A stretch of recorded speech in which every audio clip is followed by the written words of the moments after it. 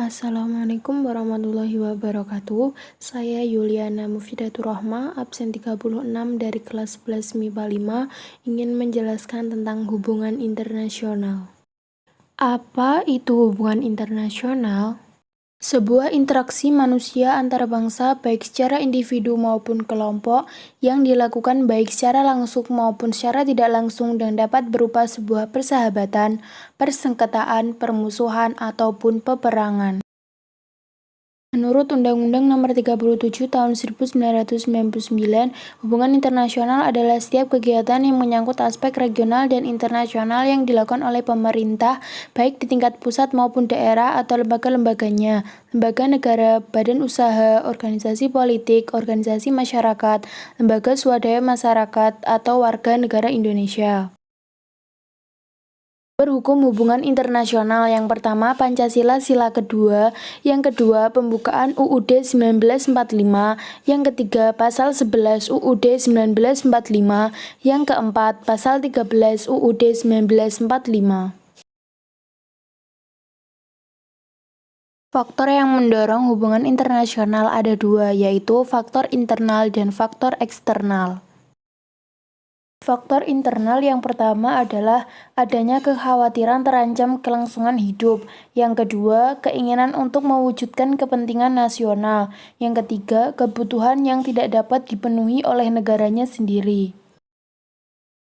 Faktor eksternalnya adalah satu, ketergantungan suatu negara terhadap negara lain. Yang kedua, menciptakan kedamaian antar negara. Yang ketiga, membangun komunikasi dan persahabatan antar negara.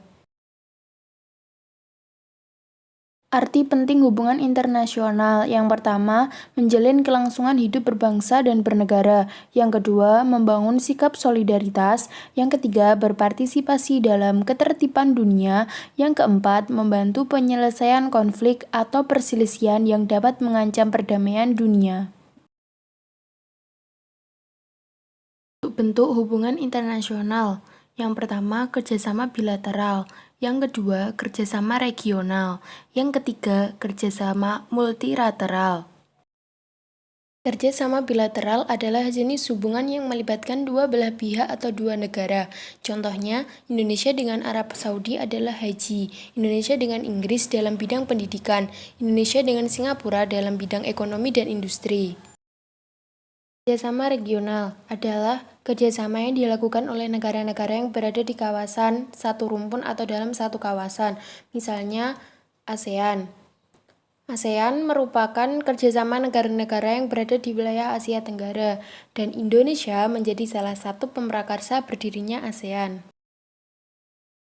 Kerjasama multilateral, kerjasama yang dilakukan beberapa negara di mana jumlahnya lebih dari dua negara. Contohnya adalah World Bank, adalah lembaga yang bergerak dalam bidang keuangan pembangunan. WTO adalah organisasi yang bergerak dalam bidang perdagangan dunia. Dan WHO adalah organisasi yang bergerak dalam bidang kesehatan dunia. Manfaat kerjasama internasional dapat menjalin persahabatan antar negara, menjaga dan mempertahankan kelangsungan hidup bangsa dan negara, mempercepat proses perkembangan ekonomi negara, stabilitas keamanan dalam negara akan tercapai. Sekian yang dapat saya sampaikan. Apabila ada kesalahan, saya mohon maaf dan semoga bermanfaat. Wassalamualaikum warahmatullahi wabarakatuh.